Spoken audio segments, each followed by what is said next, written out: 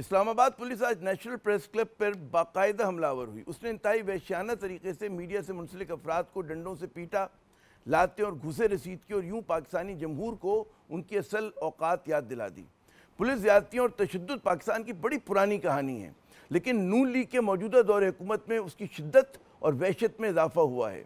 सहाफ़ी, इंसानी हकूक़ के अलमबरदार, सियासी कारकुन, इन सब की आवाज़ को दबाने के लिए रियासत पाकिस्तान में डंडे और तशद्दुद का जो है बेदरेग इस्तेमाल हो रहा है। आज पुलिस की तरफ से ये भोंडी तावील पेश की गई कि जी वो आज़ाद कश्मीर की कशीदा सूरत हाल पर मुजाहरा करने वालों को पकड़ने के लिए प्रेस क्लब में दाखिल हुई और इस दौरान जो है गलती से सहाफ़ी और कैमरामैन जो है तशद्दुद का निशाना बन गए।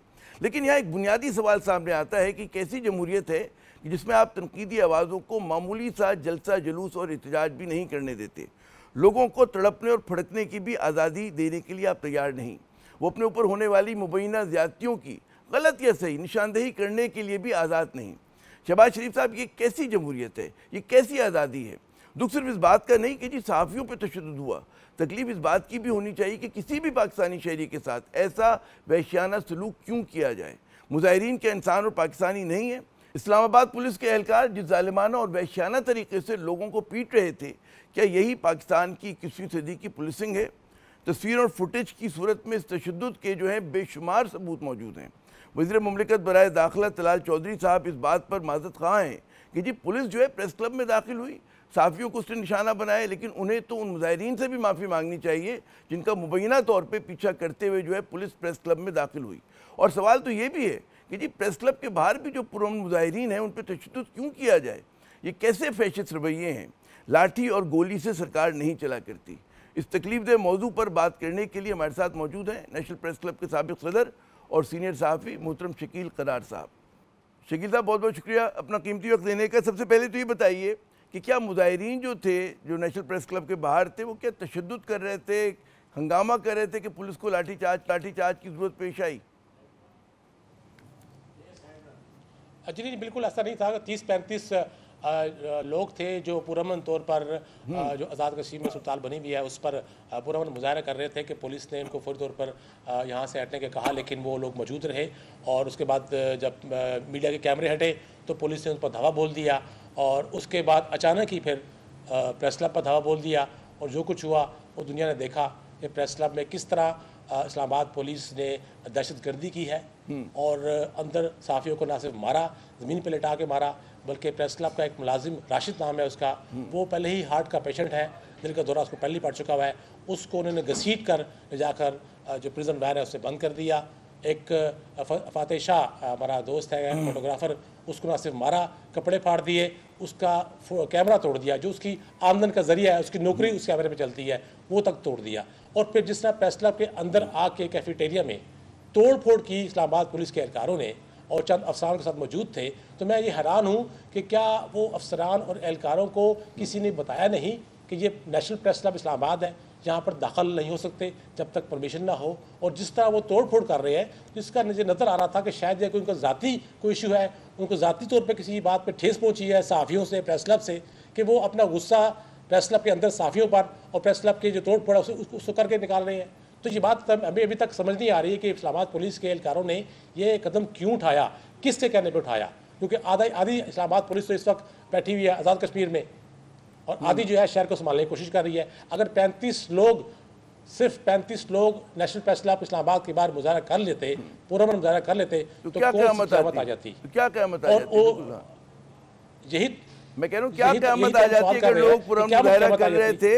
और ये जो आप बता रहे हैं, जो हमने फुटेजेस देखी कराची में और पूरा मुल्क देख रहा था कि बड़ी खौफनाक किस्म की, मैं चाहूँगा कि उसको दिखाते रहें। ये हमारी गुफ्तगू के दौरान भी PCR से मैं दरख्वास्त करूँगा कि वो जो फुटेजेस हैं वो जिस तरह से पीट रहे थे वहाँ लोगों को गिरा कर ज़ालिमाना तरीके से, मतलब है वो तो लग रहा था कि आप किसी, कहते ना कि क्या याद दिलाएं, मैं कहना नहीं चाहता। और फिर साथ साथ जो आपने बताया कि तोड़ फोड़ की, एक नया रुझान निकला है कि जब गिरफ्तार करने आते तो वो चीज़ों को तोड़ने लगते हैं। क्या क्या समझते हैं आप इसको कि ये बड़ा मुनज़्ज़म तरीके से हमला किया गया, सोच समझ के किया गया?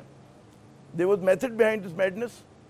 देखिए, अभी तो हम तो इसीलिए मुतालबा कर रहे हैं कि इस पर इंटीरियर मिनिस्ट्री के आला हुकाम, नेशनल प्रेस क्लब का बरसर इक़्तिदार ग्रुप और हम अपोजिशन के इसकी नुमाइंदगी लेके एक कमेटी कायम की जाए जो इस सारे मामले की इंक्वायरी करे, तहकीकात करे और पुलिस का सारा वायरलेस का रिकॉर्ड मंगवाया जाए और टेलीफोन कॉल्स मंगवाई जाए और जो सीसीटीवी कैमरे प्रेस क्लब के अंदर हैं उनका रिकॉर्ड और बाहर जो सीसीटीवी कैमरे हैं उनका रिकॉर्ड फराहम किया जाए और इसको तयन किया जाए कि इसमें मुलव्वस कौन कौन एहलकार हैं, अफसरान हैं, ऑर्डर किसका था, वायरलेस में कॉल किसने चलाई थी। तो फिर उनके तयन करने के बाद उनके खिलाफ कार्रवाई की जाए, वो कार्रवाई की जाए जो सबक आमूज हो मुस्तकबिल के लिए। क्योंकि आज अगर नेशनल प्रेस क्लब पे इस तरह हमला हुआ है तो फिर तो पूरे पाकिस्तान में कोई सहाफ़ी, कोई प्रेस क्लब महफूज नहीं है। जब पुलिस चाहेगी, जिस तरह चाहेगी आएगी, तोड़ फोड़ करेगी, हमला करेगी, मार के और भाग जाएगी। मुझे इजाजत है कहने की कि मसला सिर्फ सहाफ़ियों का नहीं, किसी भी पाकिस्तानी के साथ, हत्ता कि सियासी कारकुन के साथ भी आपको इस बात की इजाज़त नहीं है किस तरह से मारपीट करें। मतलब ये सहाफ़ी तो छोड़ें आप, मतलब हमारा तो कोई ताल्लुक़ नहीं इस चीज़ों से लेने देने का, लेकिन एक आम पाकिस्तानी पे भी क्यों करें।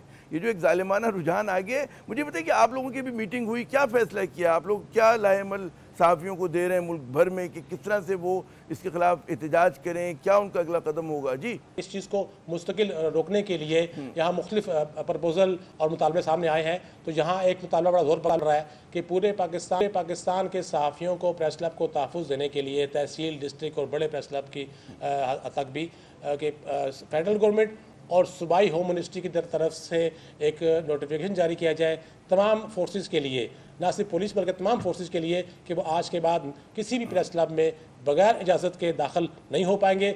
अगर किसी को गिरफ्तार करना मकसूद है या कोई वांटेड शख्स अंदर मौजूद है तो जब वो प्रेस क्लब से बाहर आए तो फिर उसको गिरफ्तार किया जाए। इस हवाले से हम यही चाह रहे हैं कि तहरीरी तौर पर नोटिफिकेशन हो ताकि आइंदा इस किस्म का कोई वाक़या पेश ना आए। दूसरा, हम ये कह रहे हैं कि इंटीरियर मिनिस्ट्री की सतह पर एक आला सतह कमेटी कायम की जाए जिसमें हम अपोजिशन और बरसरदार ग्रुप का एक नुमाइंदा शामिल हो और उसकी तमाम तक जो रिकॉर्ड है उसका लेकर सीसीटीवी कैमरे, जो विटनेस मौके पे मौजूद थे, साफ़ी दोस्त, उनके बयान रिकॉर्ड किए जाए, तमाम एविडेंस इकट्ठे किए जाए, पुलिस के हवाले से रिकॉर्ड निकाला जाए, पुलिस का सेफ सिटी का जो कैमरे को रिकॉर्डिंग है वो निकाली जाए। उसके बाद इसकी मुकम्मल इंक्वायरी हो और देखा जाए कि क्या किसी ने ऑर्डर किया था, वायरलेस पे को ऑर्डर किया था या पुलिस एहलकार खुद से दाखिल हुए। अगर खुद से दाखिल हुए तो क्या उनको किसी ऑफिसर ने ब्रीफ नहीं किया? जो उनके साथ सब इंस्पेक्टर मौजूद थे वो तो पुराने लोग हैं, उनको मालूम है कि प्रेस क्लब है, उनको यही मालूम है कि प्रेस क्लब में दाखिल होना इस तरह उनके लिए खतरनाक साबित हो सकता है, लेकिन उसके बावजूद किसी ने उन एहलकारों को नहीं रोका। उनकी मौजूदगी में पुलिस एहलकार प्रेस क्लब के अंदर और प्रेस क्लब के बाहर जो है बरमला इस पर तशद्दुद करते रहे, मारते रहे, मोबाइल तोड़े गए, कैमरा तोड़ा गया। तो इतनी मतलब जालिम पुलिस हो चुकी है कि ये लग रहा है कि पुलिस, इस्लामाबाद पुलिस के अंदर कोई फ्रस्ट्रेशन है या इनको एक खुली छूट मिल चुकी है कि ये जो चाहे करे, इनको कोई नहीं पूछेगा। खुली छूट मिली हुई, जो चाहे करें। बहुत बहुत शुक्रिया शकील करार साहब, आपने अपना कीमती वक्त दिया। नाज़रीन, इस्लामाबाद के तकलीफदेह वाक़े के बाद बात करते हैं आज़ाद कश्मीर की, जहाँ हड़ताल और एहतजाज के चौथे रोज़ आज एक आला सतही हुकूमती कमेटी के मेंबरान जो हैं मुजफ्फराबाद पहुँच गए। इस वक्त का हदफ जो है अवामी एक्शन कमेटी के साथ मुज़ाकरात के ज़रिए दर्जा हरारत को नीचे लाना है। इस कमेटी में कई हुकूमती वज़रा इंक्लूडिंग जनाब एहसन इकबाल साहब, राना सुन्नल्लाह साहब, वो तारिक फजल चौधरी साहब शामिल हैं और उसके अलावा जनाब वज़ीर आज़म आज़ाद कश्मीर भी हैं, चौधरी अनवारुल हक साहब, और उसके अलावा जी साबिक़ सदर आज़ाद कश्मीर मसूद खान साहब। बड़ा इनका तजर्बा है चीज़ों को देखने के हवाले से, और पाकिस्तान पीपल्स पार्टी के कमरुज़्ज़मा कायरा और राजा परवेज़ अशरफ भी हैं। अच्छा, वज़ीर आज़म शहबाज शरीफ साहब ने शहरियों से जो है पुरअमन रहने की अपील जो है वो की है और कहा है कि जी पुरतशद्दुद वाक़यात जो हैं उनकी तहक़ीक़ात होनी चाहिए और तशद्दुद जो है किसी मसले का हल नहीं होता। मरात कोटा सिस्टम के खात्मे और असम्बली के 12 जो नशिस्तों के तनाज़े पर आज़ाद कश्मीर में जो है पुरतशद्दुद मुज़ाहरों में जाँ बाक अफराद की तादाद जो है वो 9 हो गई है, जिनमें 6 शहरी और 3 पुलिस एहलकार शामिल हैं। इसके अलावा 172 पुलिस एहलकार जो हैं वो ज़ख्मी भी बताए गए हैं, जिनमें कहा यह जा रहा है कि जी 12 की हालत जो है वो तशवीशनाक है। झड़पों में 50 शहरी भी ज़ख्मी हुए हैं, जिससे सूरत हाल जो है कितनी गंभीर हो गई उसका अंदाज़ा होता है। मुजफ्फराबाद रवानगी से कबल जो है एहसन इकबाल साहब का कहना था कि जी बाज़ अनासिर अपने एजेंडे की खातिर अमन व इस्तेकाम को धचका पहुँचाना चाहते हैं। उन्होंने कहा था कि जी हुकूमती वफ़द जो है अवाम की मुश्किलात कम करने के लिए इक़दाम करेगा, और चौधरी अनवारुल हक ने कहा कि जी जो मुतालबात रह गए हैं उन पर बात होगी। बहुत सारे ऐसे अनासर मौजूद हैं कि जो पाकिस्तान के दाखिली अमन और इस्तेकाम में खलल डाल के अपना एजेंडा उठाना चाहेंगे। आज़ाद कश्मीर के लिए मसाइल को हल करने के लिए हुकूमत किरदार अदा कर सकती है, वो करे। जितने भी जायज़ और दुरुस्त जो इनके मुज़ाकराती अमल में जो मुतालबात रह गए थे, जिनमें तशनीगी थी, उस तशनीगी को दूर किया जाए। और मैं उम्मीद करता हूँ के जो अवामी एक्शन कमेटी के दोस्त हैं वो भी पूरी फराखी कल्ब के साथ इस तातुल को दूर करेंगे।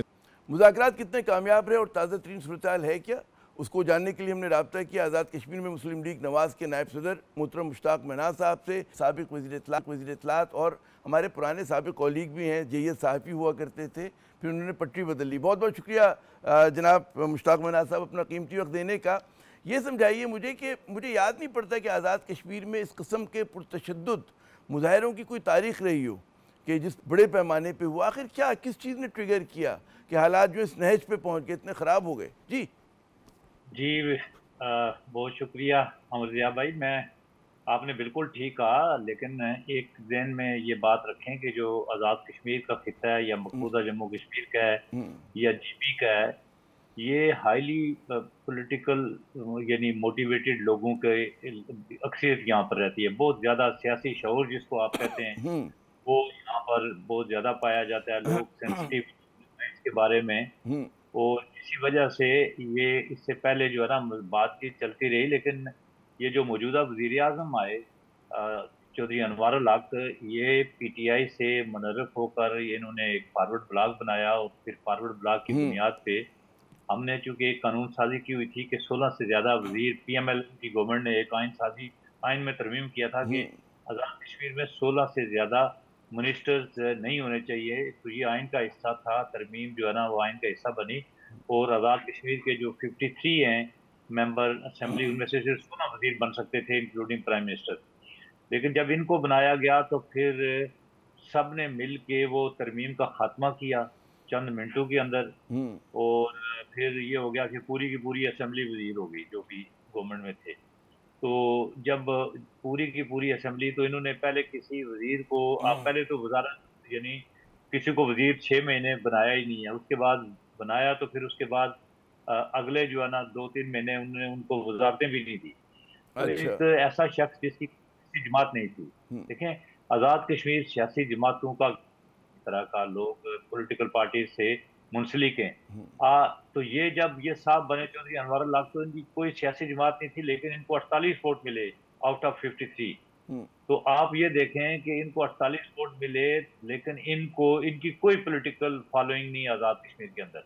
ये सिर्फ एक अपने हल्के के MLA, इसके अलावा कुछ भी नहीं है। माशाल्लाह 48 वोट आप खुद कह रहे हैं कि, मैं कह रहा हूँ, मैं खता कलामी कह रहा हूँ कि 48 वोट आप खुद कह रहे हैं मिले, तो फॉलोइंग हो गई ना, कि बच्चा जमहूरा तो नहीं थे। कैसे वही कह रहे हैं कि जब इनको बनाया गया तो 48 वोट मिले, लेकिन इनका बोझ जो है गवर्नेंस का, वो 48 जिन्होंने वोट दिए वो भी उठाने को तैयार नहीं है।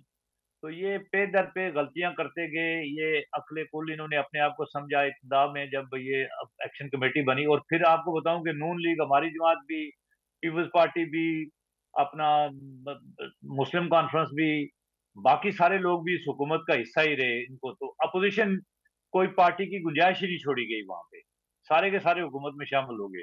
तो फिर ज़ाहिर है अमर भाई, अपोजिशन तो किसी ने करनी थी। तो फिर ये जो एक्शन कमेटियां बनी, फिर उनको यकजा किया गया, फिर एक जॉइंट अवामी एक्शन कमेटी बनी। उन्होंने अपोजिशन का जो खला था वो पुर किया, और इब्तिदा में जब उनने मुतालबात की तो ये जो हमारे वज़ीर आज़म हैं, इन्होंने बड़े तज़ीक के साथ जो है ना, बड़े जो है ना गुफ्तगू में इनके बारे में कहते थे कि अच्छा जी, आपको ज़्यादा कोई प्रॉब्लम है तो आप क्वाला पुल के ऊपर आप पर एहतजाज कर लें, रास्ते बंद कर लें, मैं देखूंगा आपको। अच्छा मुश्ताक साहब, मैं खता कलामी कह रहा हूँ, जो समझ में आया आपकी बात लुबे लुबाब, आप कह रहे हैं कि जी वज़ीर आज़म जो है आज़ाद कश्मीर के, उन्होंने मिसमैनेज किया चीज़ों को, ठीक है ना। लेकिन मैं जो मुतालबे देख रहा था, बड़े अवामी नौइयत के मुतालबे हैं सारे, और उसमें दो चीज़ें मुझे समझाइएगा, बल्कि एक ही चीज़ है कि जो मुतालबा है कि जी वो मकबूजा कश्मीर की जो नुमाइंदगी है असम्बली में, उसको ख़त्म किया जाए। ये क्या मुतालबा है और ये क्यों किया जा रहा है, इसका क्या असर होगा?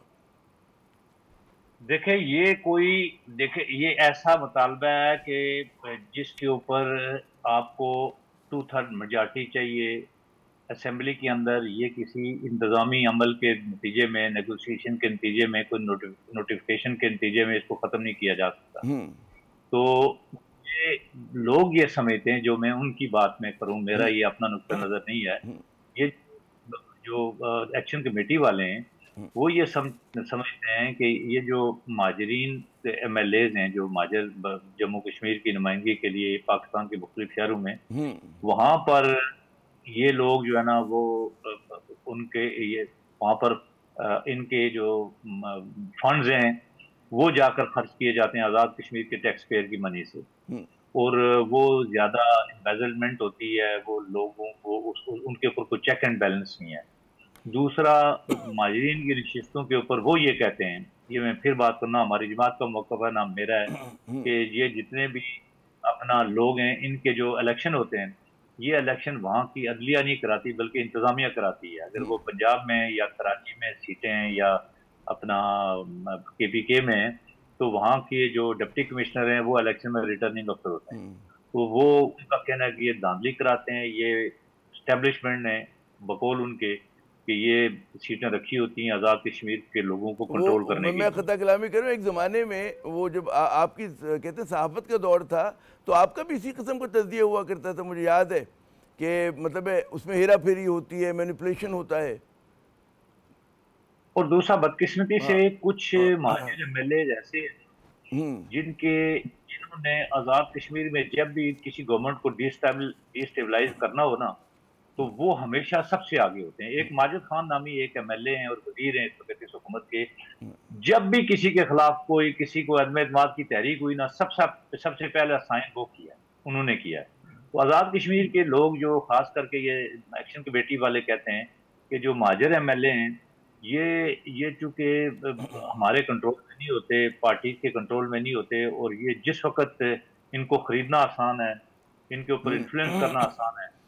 अच्छा, लेकिन इसका एक सिंबलिज्म भी तो है ना इस चीज़ का कि मकबूजा कश्मीर की नुमाइंदगी है, अगर आप ब्रॉडर उसमें देखें। अगर उनको आप बाहर निकाल देंगे इस तरह, तो फिर आपने एक तो इंडिया ने जो वहाँ लाखों माजरीन थे, बीजेपी ने आर्टिकल 370 और 35A का खात्मा करके वहाँ लाखों लोगों को कश्मीर का शहरी बना दिया है। इधर हम इन लोगों को माजरीन को यहाँ से, ये लाखों माजरीन इनको अगर यहाँ से इनकी नुमाइंदगी खत्म कर दें, तो मुझे ये बताएंगे कल अगर इस पर सवाब राय का कोई फैसला हो जाता है, ट्रंप साहब जिस तेजी से जा रहे हैं, इसराइल का जो मामला भी वो आगे लेकर जा रहे हैं और चीजें भी वो हल करा रहे हैं, कल कहें कि अच्छा जी, तो कल तो ये लाखों लोग जो है ना, जब आप इनको नुमाइंदगी आज़ाद कश्मीर असेंबली में नहीं देंगे और इनको निकाल देंगे और इस तरह इतनी तज़ीक अमेज तरीके से निकालेंगे, तो मुझे ये बताएं कि फिर पाकिस्तान के मफाद को यानी नुकसान तो होगा ना। दुरुस्त कहा आपने।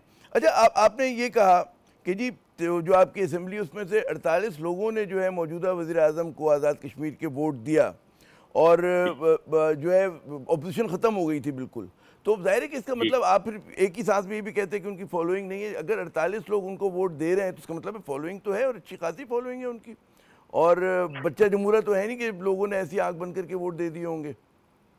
बस बदकिस्मती यही है हाँ, कि 48 लोगों ने वोट तो दिया जी, लेकिन उनका जो पॉलिटिकल बैगेज था ना वो उठाने से इनकार कर दिया, वो 48 MLA ने। तो वो वहाँ पर आप देखें PMLN के हमारे भी 8-9 MLA हैं असेंबली के अंदर, लेकिन वजीर भी हैं हमारे, 4 मिनिस्टर भी उनके साथ काम कर रहे हैं, लेकिन आज़ाद कश्मीर में PMLN के बाकी तमाम लोग समेत मेरे जो टिकट होल्डर हैं, हाँ, वो इनसे नाला हैं। यानी हम ये समझे कि आप वज़ीर आज़म आज़ाद कश्मीर को वफाकी हुकूमत या जो वफाकी पार्टी है, हुक्मरान पार्टी, वो डिसोन कर रही है, डिस्टेंस करेगी उनसे, उनके खिलाफ कोई मूव करेंगे, आप लोग क्या करेंगे? नहीं, मैं मूव नहीं कर सकता। मैं आपसे मुराद कि आपकी जमात करेगी, मतलब आप हमारी जमात के 4 MLA बैठे हुए हैं ना जी, उनके साथ वजीर हैं, हम कैसे उनको डिसाउंड करेंगे? मैं आपको हकीकत बता रहा हूँ कि हमारे लोगों को भी उस सिस्टम का हिस्सा बना दिया गया, जबकि हम ये कहते रहे कि हमें अपोजिशन में जाना चाहिए। हम अपोजिशन में जाते, आज अपोजिशन करते, तो ये फिर एक्शन कमेटियां ना आती। आपने सब लोगों को पकड़ के एक अपना एक हुकूमती निज़ाम का हिस्सा बना दिया, तो फिर अपोजिशन तो किसी ने करनी थी। जब असेंबली के अंदर से, अब अगर असेंबली के अंदर से अपोजिशन नहीं होगी तो फिर सड़कों से लोग जो है ना अपोजिशन करेंगे और वो नतीजा। चीज़ों को इतना बिगड़ने क्यों दिया गया? हम तो ये देखते हैं कि आज़ाद कश्मीर के मामलात में वफाकी हुकूमत की बड़ी से होती है, आप मुझसे बेहतर जानते हैं, तो चीज़ों को इतना बिगड़ने क्यों दिया? पहले क्यों नहीं मुज़ाकरात हुए? मुज़ाकरात इसलिए नहीं हुई कि देखें, ये मुज़ाकरात, इस मुज़ाकरात का 99.9% जो मामला था वो आज़ाद कश्मीर गवर्नमेंट से मुंसलिक था। तो आपने आज़ाद कश्मीर गवर्नमेंट ने, तो मैं यही कह रहा हूँ कि प्राइम मिनिस्टर ने पिछले साल जब इन्होंने काम शुरू किया, उससे पिछले साल जब ये एक्शन कमेटियां काम कर रही थी, तो वो अपने जब चार्टर ऑफ डिमांड पेश करते थे, जब अपने वहाँ तकारीर किया करते थे, जब प्रेस कॉन्फ्रेंस किया करते थे, तो ये वज़ीर आज़म साहब जो है ना, उनके जवाब में मजाक उड़ाते थे इनका कि भाई आपकी क्या हैसियत है, आप कौन होते हैं, हम साहब असेंबली के मेंबर नहीं हैं, आप ताजिर हैं, आप दुकानदार हैं, दुकानदारों का क्या काम है सियासी मामलात पे बात करना, आप कोई स्टेक होल्डर नहीं है।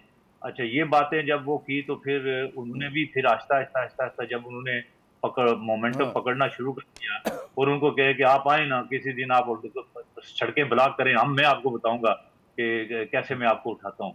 तो ऐसे इश्तिहाल बयान देकर आपने उनको एक ताकत बना दिया, लोग जुड़ गए उनके साथ। और फिर जब पिछली बार आए तो वो कहने लगा, जब उन्होंने कहा कि आटा पे सब्सिडी दो और बिजली हमारी जो एजेके में पैदा होती है इसके निर्ख नए मुकर्रर करो, उन्होंने कहा कि जी बिल्कुल इस पे तो बात भी नहीं हो सकती। लेकिन जब वो इसी तरह आए तो फिर आपको 3 रुपये पर यूनिट देनी पड़ी।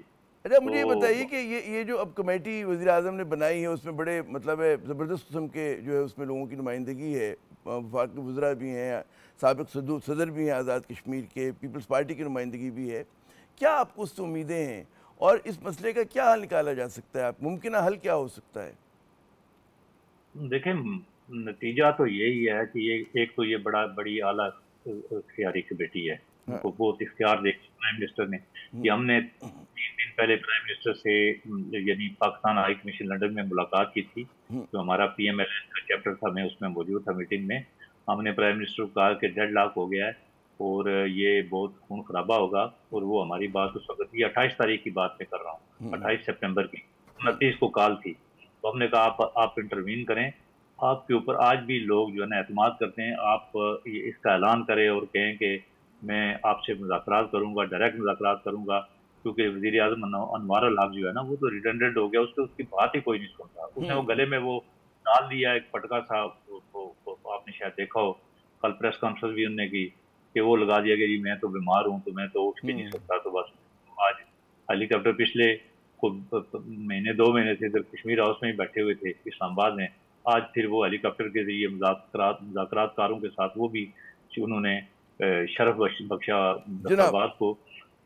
वो आप देखें, आपको देखिए कि वो नतीजा खेज होते हैं किस हद तक, क्योंकि मामला एकदम तो नहीं सुलझेगा। मिनाज साहब, आपने बड़ा हमें से आपको सबक बताया कश्मीर के इशू का, बहुत बहुत शुक्रिया आपके कीमती वक्त का। नाज़रीन, वक्फ़ा लेते हैं, वक्फ़े के बाद जब हम दोबारा हाजिर होंगे तो कुछ बात करेंगे कौमी सियासत पे, तहरीक इंसाफ के अंदर क्या मामला चल रहे हैं और उसका अगला कदम क्या होगा। जो उनकी इख्तलाफात की खबरें हैं उस तमाम उसमें पस मंज़र में अगर आप देखें तो वो पार्टी किस तरफ जा रही है, बात होती है वक्फे के बाद। जनाब, तहरीक इंसाफ में इख्तलाफात की खबरें जो हैं बड़े ज़ोर शोर से मीडिया की ज़ीनत बन रही हैं।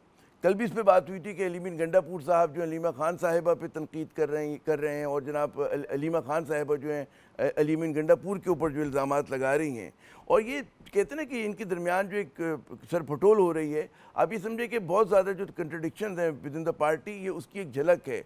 मुख्तलिफ सतहों के ऊपर इस तरह की और भी आप देखें इख्तलाफात हैं पार्टी के अंदर, तो उसका क्या असर पड़ेगा पार्टी की कारकर्दगी पे, कुछ इस पर बात करेंगे। साथ साथ इमरान खान साहब से जो है जेल में उनके एक्स के अकाउंट के बारे में जो है बड़ी पूछगछ हो रही है, इस पर भी कुछ बात होती है। हमारे साथ दे रहे हैं जनाब सलमान अकरम राजा साहब, पाकिस्तान तहरीक इंसाफ के सेक्रेटरी जनरल भी हैं और मारूफ कानूनदान भी। बहुत बहुत शुक्रिया सलमान अकरम राजा साहब अपना कीमती वक्त देने का।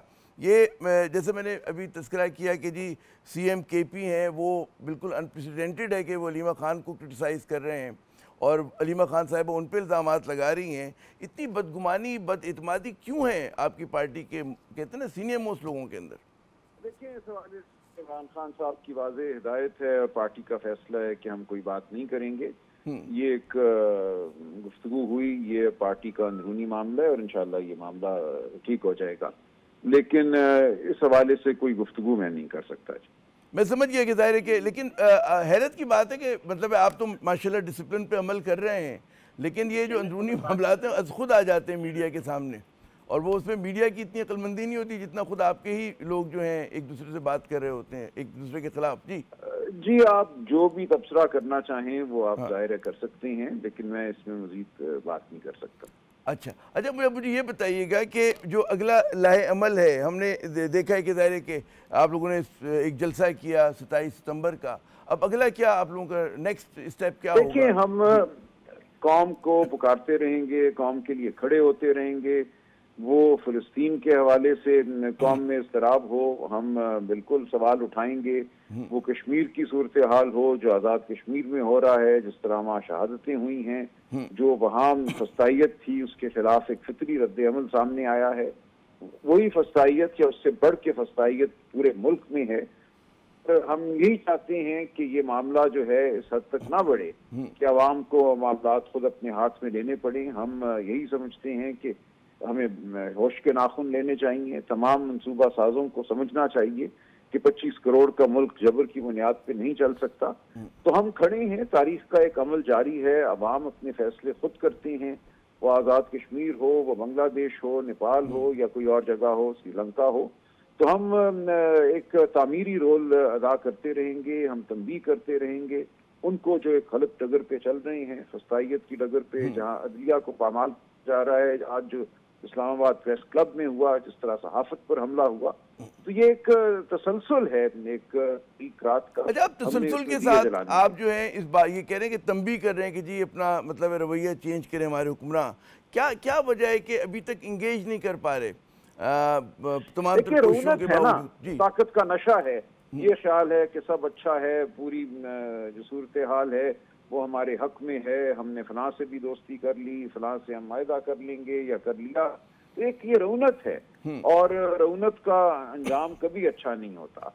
जो अवाम जज्बात हैं, जो अवाम की ख्वाहिश है, जिस तरह अवाम के वोट को लूटा गया, ये बातें हवा में ज़ाहिर नहीं होंगी, इनका असर बहुत जल्द सामने आएगा। अच्छा, इसी हवाले से जो आप कह रहे हैं कि जी अवाम में बकौल आपके बड़ा गम और गुस्सा है मुख्तलिफ चीज़ों के ऊपर, पार्टी का आपके लाए अमल, ठीक है तंबीह तो कर रहे हैं, या आप एब्स्ट्रैक्ट सी बात है कि कोई मजीद जलसे जुलूस का प्लान है, कोई आपका तहरीक चलाने का प्लान है क्या? हम जी बिल्कुल जलसे जुलूस होते रहेंगे, ये एक हमारा हक है, आईनी हक है।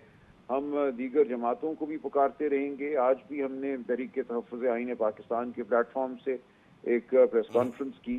इसी प्लेटफॉर्म से आप देखेंगे कि आगे भी मजीद सियासी एक्टिविटी होगी, तो PTI खुद भी करेगी, वज़ात खुद। तो ये मामला चलता रहेगा और इसका मंतकी अंजाम जल्द सामने आएगा। ये पंजाब में, अब KP में तो आप लोग कर लेते हैं, मुजाहरा भी कर सकते हैं और जलसा भी कर सकते हैं। पंजाब और सिंध बड़े अहम सूबे हैं, ज़ाहिर बलूचिस्तान भी बहुत अहम है, तो लेकिन असल बैटल फील्ड कहा जाता है सियासत की पंजाब है।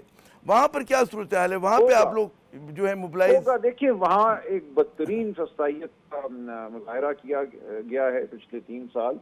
जिस तरह चादर चार दीवारी को पामाल किया गया है, झूठे मुकदमे बनाए गए हैं, दबाव में 10-10 साल सजाएं दी गई हैं, ये सब कुछ हमारे सामने है, आपके सामने है। तो इस सूरत हाल के होते हुए भी आप देखेंगे कि तारीख आगे बढ़ेगी और अवाम अपने हुकूक को लेकर रहेंगी। अच्छा, मुख्तलिफ ये कहते हैं मुसलसल रिपोर्ट हो रहा है कि इमरान खान साहब से जो है जेल में, डियाला जेल में जो है FIA जो है वो पूछगछ कर रही है उनके एक्स अकाउंट के हवाले से। क्या इसके ऊपर वो है, स्टेटस क्या है? जो हमारे पास खबरें आ रही हैं वो मतलब है कि मुख्तलिफ तरह के सवालात हो रहे हैं, क्या उसके ऊपर पोजीशन है पार्टी की आपकी? देखिए, सवालात वकला की मौजूदगी में नहीं होते और ये भी खान साहब का एतराज़ है इस हवाले से। तो मैं नहीं जानता कि क्या सवालात हुए। कुछ सवालात सामने आए हैं जिनका जिक्र खान साहब खुद किया है, तो वो खुद जो जिक्र करेंगे, जितनी इतला बाहर आ गई जेल से, वो हम सबको हो जाएगा। लेकिन ये हम समझते हैं कि फिर एक बेबुनियाद उनके ऊपर इल्ज़ाम है कि वो कोई एंटी स्टेट बात करते हैं। वो पाकिस्तान के सबसे बड़े मुहाफिज हैं, पाकिस्तानी कौम की वो आवाज़ हैं। अगर वो जमहूरियत की बात करते हैं, अगर वो आइन और कानून की बात करते हैं, अगर वो कहते हैं कि मुल्क में जबर ख़त्म किया जाए, तो ये एंटी स्टेट कैसे है? बहुत बहुत शुक्रिया सलमान अकरम राजा साहब, आपने अपना कीमती वक्त दिया। नाज़रीन, सूरत हाल ये कि हमारी सियासत की जो पेचीदगियाँ हैं, टेढ़ापन है, उसी तरह बदस्तूर जारी है। यहाँ पे हम वक्फा लेते हैं, वक्फे के बाद जब दोबारा आएंगे तो कुछ एक और पेचीदगी की बात करेंगे। मुल्क से बैनुल-अक़वामी कंपनियाँ क्यों अपना बोरिया बिस्तर लपेट के जा रही हैं, बात होती है वक्फे के बाद। पाकिस्तान स्टॉक एक्सचेंज 100 इंडेक्स आज 1,68,000 पॉइंट्स की नई बुलंदतरीन सतह भी अबूर कर गया। तेज़ी का ये सफ़र यकीनन खुशाइंद है, मगर क्या मुल्क में वाकई सरमायाकारी का माहौल है? आज ये खबर आई है कि जी प्रॉक्टर एंड गैम्बल ने पाकिस्तान ऑपरेशन बंद करने का ऐलान कर दिया। ये कंज्यूमर गुड्स बनाने वाली दुनिया की बड़ी कंपनियों में से एक है और पाकिस्तान में धंधा बंद करने वाली कंपनियों में ताज़ा तरीन नाम जो है जिलेट पाकिस्तान का भी है। अब इनकी जो मसनूआत हैं वो थर्ड पार्टी के ज़रिए दरामद करके दुकानों में सजाई जाएंगी। कंपनी इसे बैनुल-अक़वामी तंजीम 9 का हिस्सा करार दे रही है, मगर सोचने की बात यह कि जी मल्टीनेशनल कंपनीज जो हैं पाकिस्तान के वाले से उनका ये ज़ाविया क्यों तब्दील हो रहा है। इससे कबल जो है जुलाई में माइक्रोसॉफ्ट ने 25 साल के बाद पाकिस्तान में अपना मुख्तसर ऑफिस भी बंद कर दिया था। जुलाई में ही टैक्सी सर्विस कंपनी करीम ने जो है कारोबार जो है उसने लपेट दिया यहाँ पर। पिछले 3 साल में 1 दर्जन से ज़्यादा बड़े बैनुल-अक़वामी नाम जो है पाकिस्तान को छोड़कर चले गए, या तो उन्होंने यहाँ का कारोबार बंद कर दिया या उसे फ़रोख्त कर दिया। 2023 में Dutch oil marketing company Shell Pakistan ने कारोबार बंद करने का ऐलान किया था और जो सरमाएकारों के लिए यकीनन एक बहुत बड़ा धचका था, एक बड़ा सिंबलिज्म था ये। पिछले बरस जो है सीमेंट्स पाकिस्तान ने अपना ऑपरेशन जो है मजीद महदूद करते हुए अपना यहाँ का एनर्जी बिजनेस जो था उससे फ़रोख्त किया। अमरीकी दवासाज कंपनी फाइज़र भी 2024 में अपना पैदावारी यूनिट फ़रोख्त करके यहाँ से जा चुकी है। इसी तरह फ्रांसीसी फार्मा कंपनी जो है स्नोफी, नॉर्वे की टेलेनॉर और कई और बड़े नाम जो है मुल्क छोड़ के चले गए। एक ऐसे वक्त में जब हुकूमत सरमाएकारों को जो है राग़िब करने के जतन कर रही है, तो दूसरी जानिब जो है बरसा बरस यहाँ पे काम करने वाली कंपनियाँ उनका मुल्क का छोड़ जाना जो यकीनन तशवीशनाक बात है। क्या सूरत हाल की ज़िम्मेदार पाकिस्तान में बढ़ती हुई दहशतगर्दी और लाकानूनियत, सियासी बेयकीनी, कमज़ोर मईशत, महंगी तवानाई और रुपए की गिरावट है? ये वो सवाल है जो अरबाब इख्तियार के पेश नज़र होना चाहिए। इसी के साथ आमिर ज़िया को अगले प्रोग्राम तक की इजाज़त। खुदा हाफिज़।